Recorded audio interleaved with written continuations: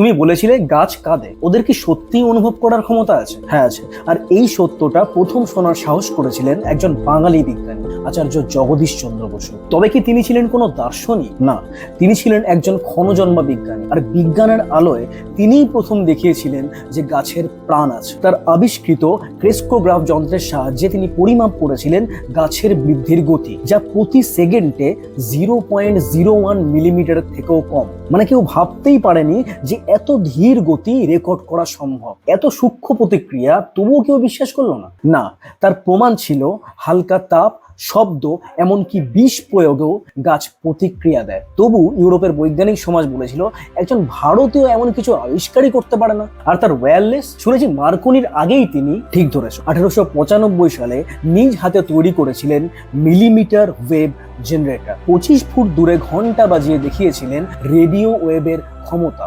তার যন্ত্র কোহেরারের ভিত্তিতেই পরে মার্কনি আবিষ্কার সম্পূর্ণ করে। তবু পেটেন্ট না নেওয়ায় ইতিহাস ভুলে গেল তাকে। কেন তিনি পেটেন্ট দিলেন না? অ্যাকচুয়ালি তিনি বিশ্বাস করতেন জ্ঞান প্রকৃতির, তা ব্যক্তিগত সম্পত্তি নয়। তিনি শুধু সত্য প্রকাশের জন্য কাজ করতেন, নিজের স্বীকৃতির জন্য নয়। তাহলে বিজ্ঞান তাকে ফিরিয়ে দিল? না, বিজ্ঞান তাকে ভালোবেসেছে। কিন্তু সমাজ শুধু নাম চায়, কিন্তু তিনি ছিলেন সম্পূর্ণ নীরব। তাহলে তার অবদান, তিনি প্রথম দেখালেন উচ্চতর প্রাণ ও উদ্ভিদের মধ্যে পার্থক্য শুধুই গতি ও জটিলতা। তিনি দেখালেন দে লিভ, দে ফিল। তিনি প্রথম বলেছিলেন plant tissue show same electrical impulses as animal nerves. তিনি তো বিজ্ঞানকে এক অনুভব দিয়েছিলেন। সত্যি তিনি তো এক ব্যতিক্রম। অ্যাকচুয়ালি তিনি বিজ্ঞানের হৃদয় খুঁজেছিলেন গাছের দেহে, তরঙ্গের মাঝে আর নিঃশব্দের কণ্ঠে। মানে এমন একজন বিজ্ঞানী যার সৃষ্টি ছিল গান আর দুঃখ ছিল বিজ্ঞান।